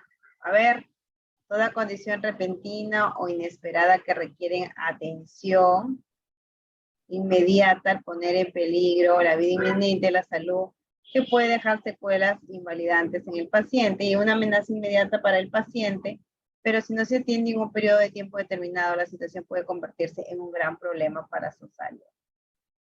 Hoy. Puede ser todas las anteriores. Ya no hay, ya son estas hasta la E. todo caso sería la semi, licenciada. La C, porque agrupa La C. La C. Claro, porque la C agrupa todo, la C agrupa hasta la D, ¿no? Bueno, quizás hasta la E también, ¿no? Porque en caso de la E acá dice que se podría convertir en un gran problema de salud, pero sí aquí ya no habría quizás riesgo para la vida del paciente, ¿no? Y si es una emergencia, sí la vida del paciente está en riesgo. Entonces sería la C. La C. Muy bien, respuesta. Ahora nos pasamos a la segunda sesión. ¿Ven? Ya recordaron todo lo que hemos visto en la primera, que es la definición de la emergencia que estaba en la Edad Media. Por favor, los chicos si se equivocan o las chicas, no tengan ningún temor, vuelvan a participar, lean, participen, porque esto es muy importante. Ya, esto de aquí, ¿cuándo nos volveremos a ver? Ya esta es la penúltima sesión. La próxima semana culminamos, ¿no? Y vamos a culminar con un trabajito también en grupo. Voy a ponerme de acuerdo con los chicos de CIEP, ya, para ver si es posible eso, ya. Y también antes de que me olvide, los alumnos que llevan gestión en salud pública, yo les pedí una tarea desde la semana pasada. La semana pasada, como fue feriado, no se hizo clases. Entonces esa tarea la tienen que enseñar el día de mañana. Y les hago recordar que la tarea es cuál es el FODA, hacer un FODA del establecimiento donde han practicado, donde han estudiado o donde trabajan, sea una farmacia, una botica, el hospital, un centro de salud, donde se atienden, pero de un establecimiento de salud que se les haga a usted más fácil, ¿ya? Para hablarles un poco de las herramientas de gestión, ¿no? Entonces, les pido, por favor, que puedan elaborar un FODA, ¿ya? Bien, ahora pasemos a recordar lo que hemos visto en la segunda sesión. ¿Qué es una urgencia? ¿No? Es una situación de salud que se presenta de forma inesperada, a través o al igual que una emergencia, pero su principal diferencia radica en que no existe riesgo o amenaza de muerte inmediata al paciente, ¿no? B, sería el primer paso de la anamnesis o historia del problema actual. C, los signos físicos son los datos objetivos de la enfermedad. Es necesario que la exploración física se realice de forma rigurosa y sistemática desde la cabeza a los pies, porque si no se pueden pasar por alto aspectos importantes. D, es un estado profundo de inconsciencia. Una persona en coma está viva pero incapaz de moverse o responder a su entorno. Y E, ninguna de las anteriores. A ver, chicas. La doctora, la A. La A. Sí. La A. La respuesta es la A, misma. La A, doctora.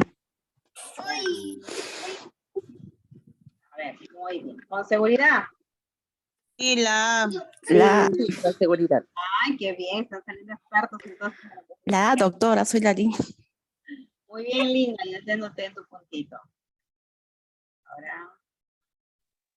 Doctora, yo también intervine primera, soy Nancy. Fue la Sí, primera que di la respuesta.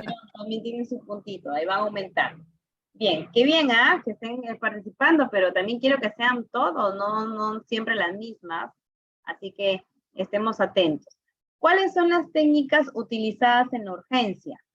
Canalización vía venosa periférica, canalización vía intraósea, gasometría arterial, sondaje nasogástrico o sonda vesical, todas las anteriores.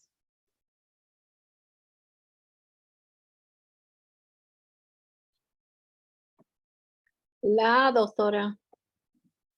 Canalización vía venosa periférica. Sí. Rosana. ¿Alguien más dijo la A? La A, doctora. La A. Sí, Jenny. la doctora. La A, doctora. La A entonces. ¿Seguros? O sea que yo no puedo poner una sonda nasogástrica, no puedo poner sonda vesical en la urgencia. Sí, doctora, pero la duda es la vía intraósea. ¿No se puede? ¿En una urgencia? ver, no se puede. Recuerden. Dependería del estado del paciente. Bueno, estaríamos hablando aquí de un establecimiento de mayor complejidad también, ¿no? Esta es una... Ujú. No, porque aquí en un centro de salud no se puede, ¿verdad?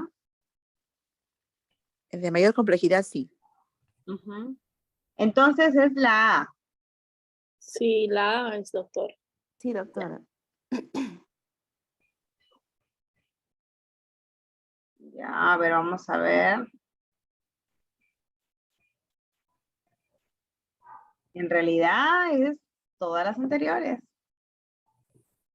Porque estaríamos hablando de un establecimiento de mayor complejidad. Recuerdan que hubo la segunda clase donde les mencionaba que los especialistas de la emergencia podían colocar una canalización intraósea cuando lo ameritaba y les describí por cuadros cómo se colocaba la canalización intraósea en el fémur.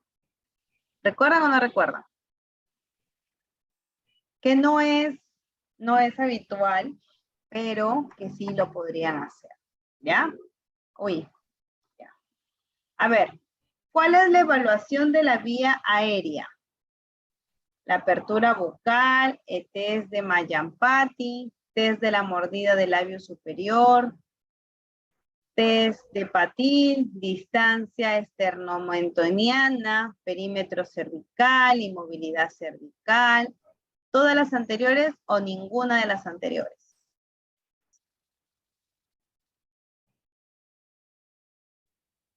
A ver, chicos, chicas.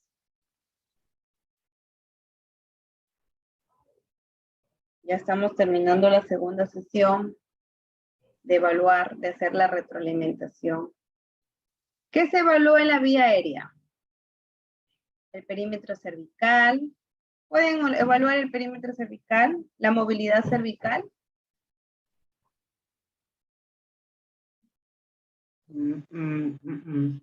La apertura bucal.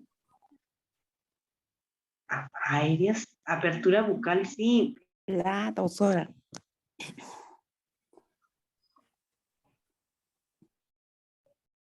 A ver, le voy a dar la respuesta, ¿ya? Es todas las anteriores. También está en el manual. También lo explicamos. Desde la apertura bucal hasta la movilidad cervical si lo requiera. Ya, no olvidarse. Y esto también depende del establecimiento, ¿ya? Ahora seguimos, ¿ya? Recuerden que estas preguntas son elaboradas en base al manual que tengamos, ¿ya? Que tenemos. Ya. ¿Cuál es la indicación para una preoxigenación?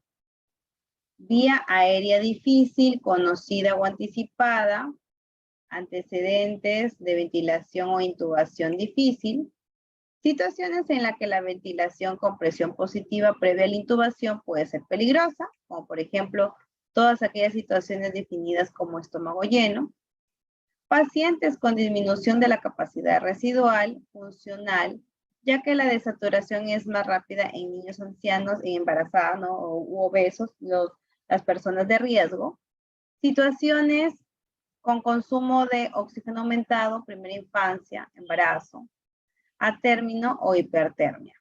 ¿Todas las anteriores o una sola?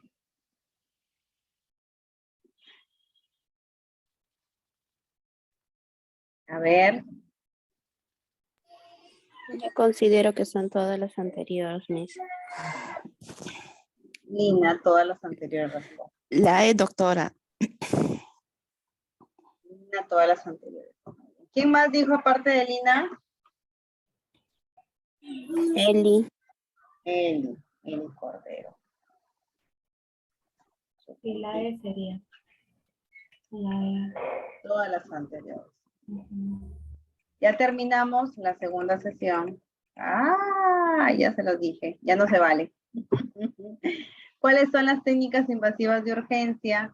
La canalización vía venosa periférica, la vía venosa central. Ahí ve. Y la punción vesical. Ya se las dije. Bien, nos vamos a la tercera sesión.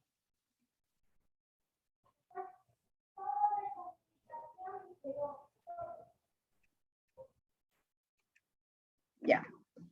¿Qué es la seguridad? Vimos el capítulo de seguridad en el paciente. ¿Qué es la seguridad? Es la reducción del riesgo del daño asociado a la asistencia sanitaria a un mínimo aceptable. Es evitar, prevenir o amortiguar los resultados adversos o el daño derivado del proceso de la asistencia sanitaria. Son las dos primeras A y B. O son las prácticas seguras administrativas, las prácticas seguras asistenciales y las prácticas seguras administrativas y asistenciales. Es su derecho a decidir cuánto, cómo y hasta qué puntos otros pueden acceder a la información médica protegida. ¿Cuál es? La D, doctora. La C, doctora. Sí. La A. La A. La C. Yo considero que es la C. Bueno. La C dice Eli. La C para mí también, doctora. La C. Todos con la C, A y B. Muy bien, la C. ¿Ven cómo sí? ¿Van analizando? Muy bien, ya estamos por la tercera sesión. Eso significa que han estudiado, han estado atentos a las clases. ¿Cuál es la prioridad 1 en emergencia? ¿Ya? A ver, vamos a ver. Porque recuerden que hay 4 prioridades en emergencia y cada prioridad tiene su patología y son muchas patologías, ¿no? Pero vamos a ver, ya vamos a ponernos a analizar. Pacientes con alteración súbita y crítica del estado de salud en riesgo inminente de muerte y que requieran atención inmediata en la sala de reanimación shock trauma. Pacientes portadores de un cuadro súbito agudo con riesgo de muerte o complicaciones serias, cuya atención debe realizar en un tiempo, espera, no mayor a 10 minutos desde su ingreso, serán atendidos en los consultorios de emergencia. Pacientes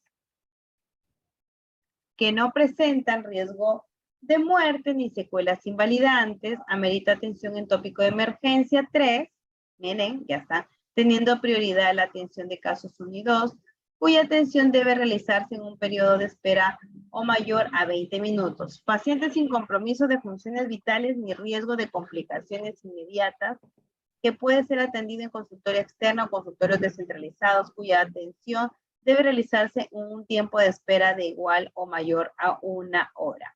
¿Cuál es la patología de la prioridad 1 en emergencia? Yo creo que sería la A. Yo creo que sería la A. La doctora.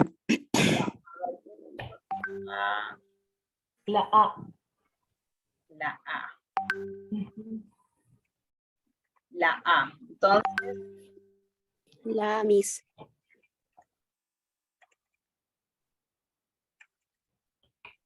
La A. Muy bien.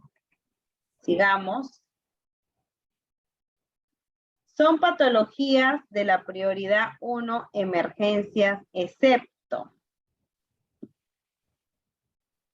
A ver, paro cardiorrespiratorio, dolor torácico precordial de posible origen cardiogénico con o sin hipotensión, obstrucción de vía respiratoria alta, fiebre de 39 con síntomas asociados y herida por arma de fuego. Todas la son, B. hay una que no es. La B. ¿La D? La B, la B. La B. A ver, ¿quién participa? ¿Quién dijo la B? La D. Yo digo la D. No. La B. D. D o B. Es la D. La D. ¿Ves? Ya, ¿quién dijo la D? Martínez dijo la D. Martínez. Bien. Seguimos. Son patologías prioridad 2, emergencias, efectos. Enfermedades diarreicas agudas, sin deshidratación o vómitos, retención urinaria, cuerpos extraños sin esófago y estómago, contusiones o traumatismo leve sin signos o síntomas de fracturas o luxación, cefalea mayor de 12 horas.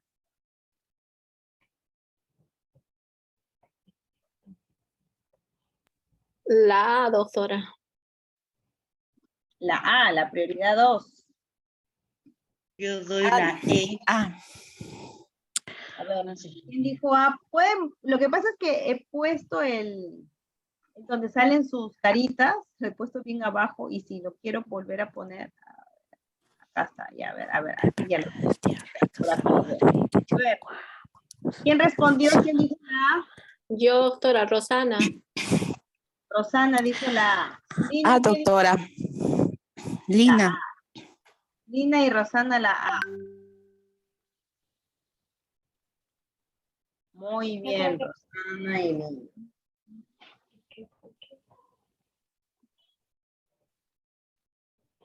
Muy bien, chicas. Ya vamos a terminar la sesión. Ahora, son patologías prioridad 3, efecto. Dolor en la garganta sin disfagia, acceso sin fiebre, resfrío común, fiebre sin síntomas asociados y ninguna de las anteriores.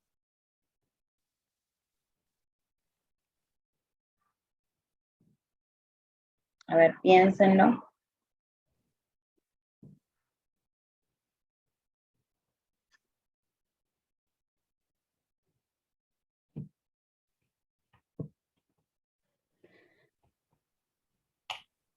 Fiebre sin síntomas asociados, doctora. La D, doctora. La D. Doctora, ninguna, doctora, la E. La E. Ninguna de las anteriores. A ver, vamos a ver. La E. Muy bien, Rosana, su puntito. Bien, ahora. Bien, se terminó. Ahora nos vamos a pasar. Estas son las de la sesión 3. Ahora vamos a hacer 4, 5 y 6. ¿Ya?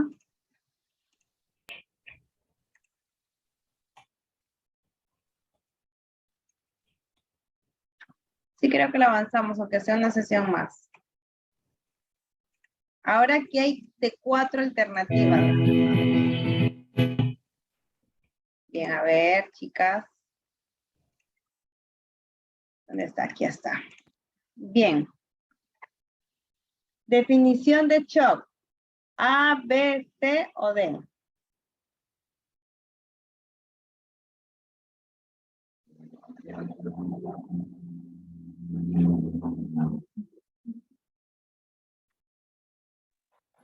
Miss. A, B, C o D.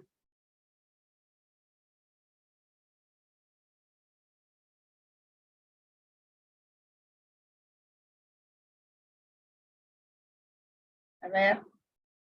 Es un síndrome producido por una inadecuada perfusión y entrega de oxígeno a los tejidos. ¿Correcto o incorrecto? Sí, Miss, sí. Yo le dije la... Es debido a fenómenos que necesitan la salida de líquidos del espacio. C. Obstrucción mecánica. Es una obstrucción mecánica, un shock, taponamiento cardíaco y embolismo pulmonar masivo, infarto agudo del miocardio, insuficiencia valvular aguda, arritmia. ¿O es el signo precoz? Más Es precoz. la D, doctora. La D es. La D. Sí, doctora, la D.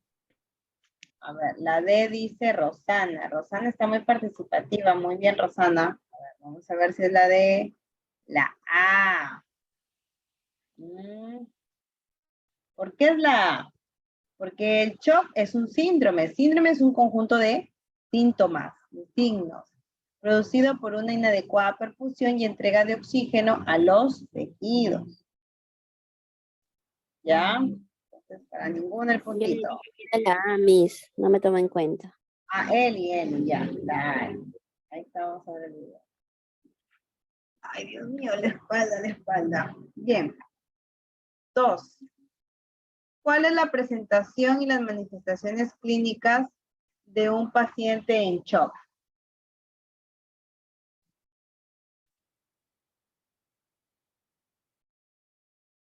La La doctora. Diagnosis, vasoconstricción. La A. La A, doctora. La doctora. Ya. ¿Seguros? Sí, doctora. La A.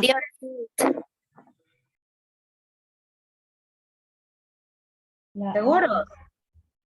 Claro. Yo considero que son todas las anteriores, la D. La La A. D. Bien, vamos a ver. ¿Quién dijo la D? Lina, ¿no? Sí, doctora. Muy bien, Lina.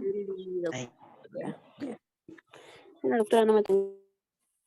Y Eli también dijo la D. Ya. Los demás, ¿qué pasa, chicos? Participen, por favor. Están copiándose la respuesta para que puedan desarrollar. ¿Cuál es la definición de un paciente en coma? Todos van a salir con 20, ¿ah? Ya, el que se perdió esta clase lo verá en el video, pero tiene que ver a lo último de la clase. Ya, bien, en realidad nosotros valoramos mucho el CIEP, valora mucho el tiempo que ustedes predisponen, ¿no? Mientras otros se van a ver la novela, o se van a comer su pollo a esta hora, o se van a dormir, se ponen a ver su serie, ven Netflix. Ustedes no, ustedes están estudiando.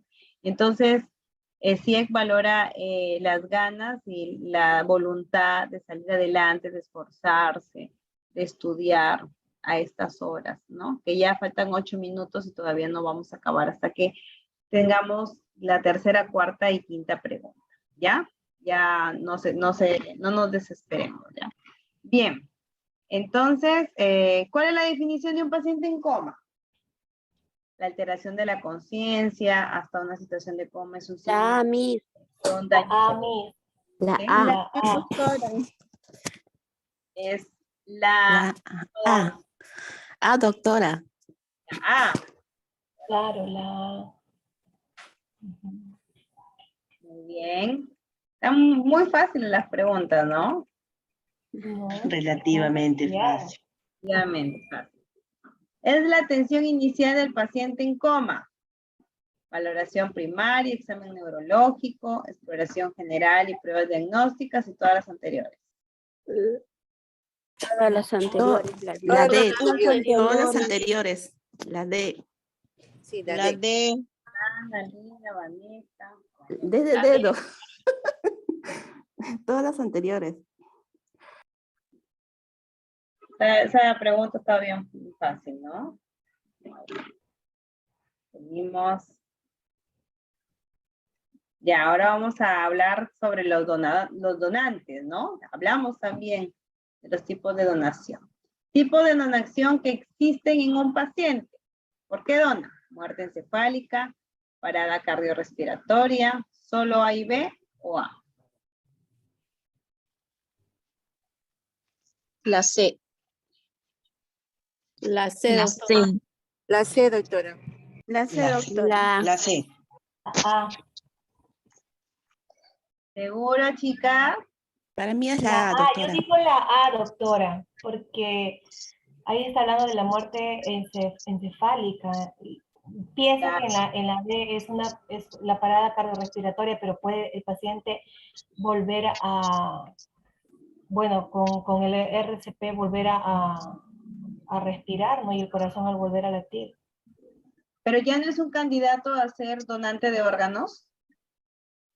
Puede ser. A ver, Podría ser, pensemos. A ver, pensemos. Pues, por ejemplo, si es un paciente que tiene un... Miss, si la D sería. La A. Hola. Hola Eli, te escuchamos. Mire, la B se considera siempre y cuando la parada cardiorrespiratoria no sea efectiva, ¿no? Bueno, yo considero. Y mi respuesta es como usted dice, podría ser un candidato, sí, pues. Caso que no se lograría efectivamente la reanimación. Claro. A ver, es Doctora, sí. la C, wow. Sí. ¿Por qué? Porque ¿recuerdan los Estamos videos dentro que del vimos grupo. estado de coma y también vimos Claro. paciente en shock, estado de coma, muerte cerebral? Cuando muere el cerebro, después con el tiempo, con las horas, van a morir todos los órganos, lamentablemente, desde el punto de vista médico, ¿no?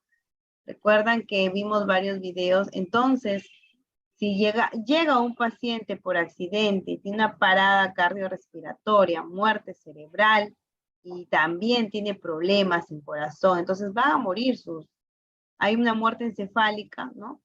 Aprovechando, ya nos despedimos de este capítulo. Por favor, cuídense muchísimo, de verdad. Llegaba esta pregunta también para decirles a ustedes, miren, yo soy de un pueblo que se llama Sullana, que queda en la región Piura, y en Sullana lamentablemente está peor que el Callao. Matan todos los días sicarios, balazos, y es muy lamentable. A un joven de 19 años le han macheteado la cabeza en una provincia en Paita, y ha tenido más de 400 puntos en su cabecita, hay fractura de cráneo y todo eso, por robarle un celular. Entonces, es muy, muy complicado. Le han hecho una cirugía. Yo no sabía, recién, ¿no? Tanto que ha avanzado la medicina. El cráneo se lo han quitado, lo han puesto a nivel de intestino, se han abierto, ¿no? A nivel de intestinos, le han puesto el cráneo para que se restaure y después lo van a volver a abrir para ponerle esa parte del cráneo en su cabeza. Pero su pronóstico es malo, ¿no? Y bueno, estamos esperanzados de un milagro, ¿no? Otro técnico de enfermería ha ido a jugar vóley y se ha regresado caminando a su casa, lo han asaltado, no le han encontrado nada y le han metido 10 balazos en la cabeza. Otro enfermero que iba en su moto lineal, le han disparado en la cabeza, no tenía casco y le han robado su moto lineal. Estamos así con la delincuencia y cuídense muchísimo, por favor. Están atacando bastante personal de salud acá en mi pueblo, en lo que es Piura, Sullana, Paita, ¿no? Ustedes están al sur, pero igual la delincuencia está por todos los lados, ¿ya? Entonces, ya mencionaron la C, ¿no? Solo A y B, C en las dos. Son tipos. Recuerden, estos están en los capítulos del manual de emergencia y urgencia. La quinta sesión, ya, a ver, la hacemos la quinta y la sexta, ¿ya? Para terminar. ¿Cuál es el origen cardíaco del dolor torácico? Vimos dolor torácico. Enfermedad coronaria, pericarditis, miocarditis, valvulopatías. ¿Todas? Todas las anteriores. Todas las Todas las anteriores. anteriores. Todas anteriores.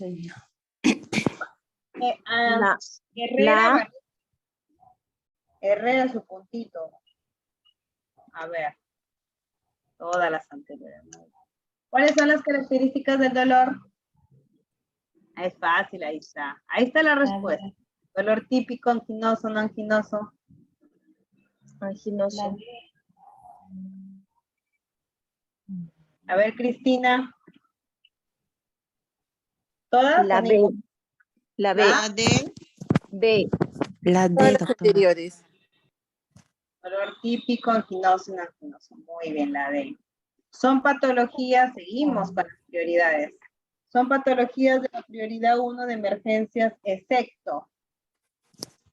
Paciente de trastorno. Paciente con trastorno en el sensorio, paro cardiorrespiratorio, hemorragia profusa, estatus convulsivo.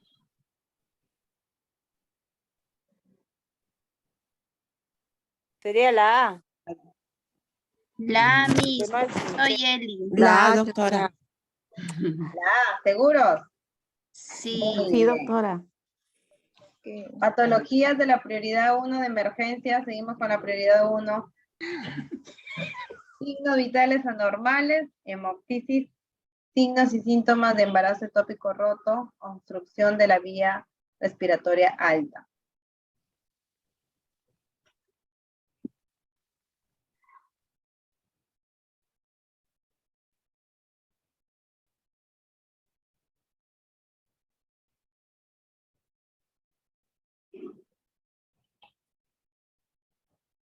La.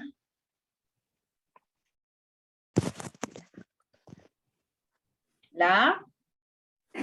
La doctora. ¿Seguros? La doctora. Sí. La.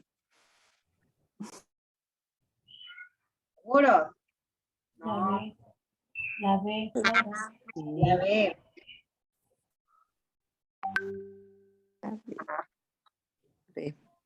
Bien. Hasta ahí nos vamos a quedar, chicos, ¿ya? Cuídense. ¿Ves? Hoy día han participado más con la retroalimentación. La próxima semana hacemos también una retroalimentación de la 5ª y 6ª sesión. Voy a mandar de una vez la asistencia a la señorita encargada.